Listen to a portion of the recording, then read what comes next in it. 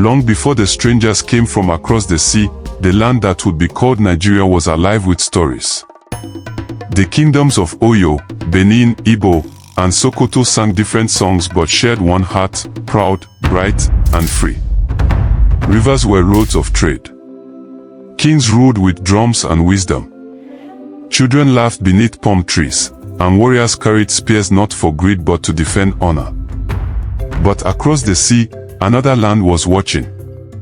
Britain, a small island with hungry eyes, had begun to stretch its hands toward the golden coast of Africa.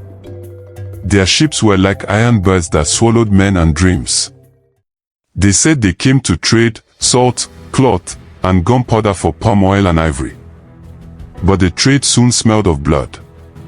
It began quietly, a handshake, a smile, a promise. Then the guns came. The red flags followed. The people did not yet know that the drums of freedom would soon fall silent. The first British ships looked harmless, white sails shining like wings under the sun. People from the coastal villages ran to the shore to see. The strangers waved, their faces pale as chalk, their words strained like wind. They offered mirrors, gin, and iron tools. The chiefs accepted their gifts, not knowing they were opening a door that would never close. The visitors smiled, but their eyes were sharp. They mapped the rivers, the land, and the people. They wrote letters home saying, "This land is rich. Its people can be taught." Taught meant controlled. Rich meant taken. Soon, trading became raw. The British built forts by the shore, saying they were for safety. But whose safety? Slowly, the strangers built roads into the heart of the land. They took sides in small wars between villages, pretending to bring peace while planting division. The people thought they could manage the strangers. They were wrong.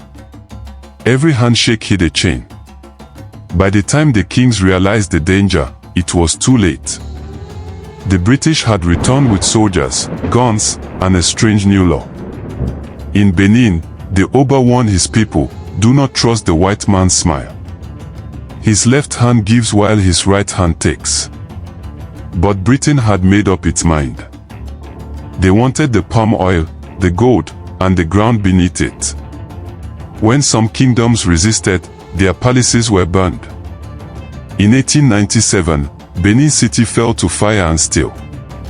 The royal bronzes, sacred to the ancestors, were stolen, packed in crates, and shipped across the sea. Women wept. Men were taken away in chains. The drums of Benin stopped that night, and the stars seemed to weep above the city's ruins. The British called it a punishment expedition. But to the people, it was the day the sky broke.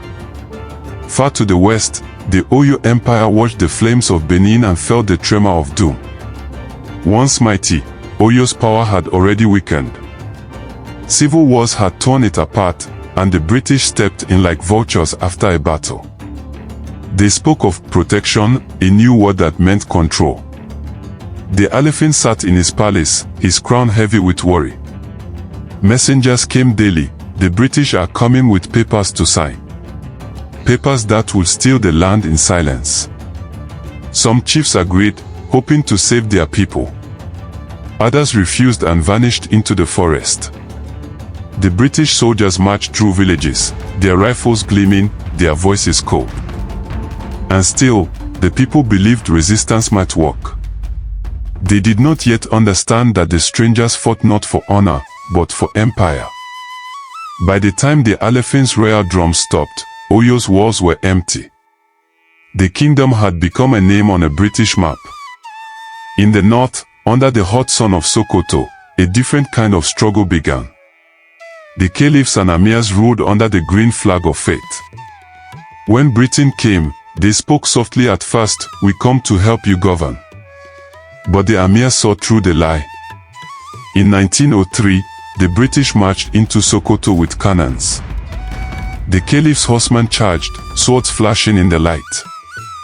The desert echoed with gunfire. Dust rose like ghosts. When it ended, the flag of Sokoto was lowered, and the British Union Jack climbed the pole. From north to south, the land that had once been many kingdoms became one under foreign rule. They called it Nigeria, a name that was not ours, drawn by rulers who had never felt our sun or heard our drums. The land fell silent. The proud kingdoms became whispers in their own home. After the battles were over, the British built offices where palaces once stood. They called them government houses. They placed men in uniform, both white and black, to carry out their roles. They said it was for order.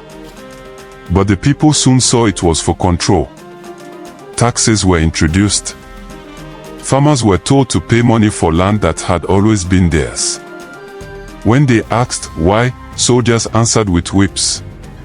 Palm oil was taken, cocoa exported, and the profits shipped away on boats that vanished over the horizon. Children began to hear strange new words in schools: queen, empire, civilization. They were taught that their gods were wrong, their names too long, their ways too wide. The people were being reshaped, quietly, painfully.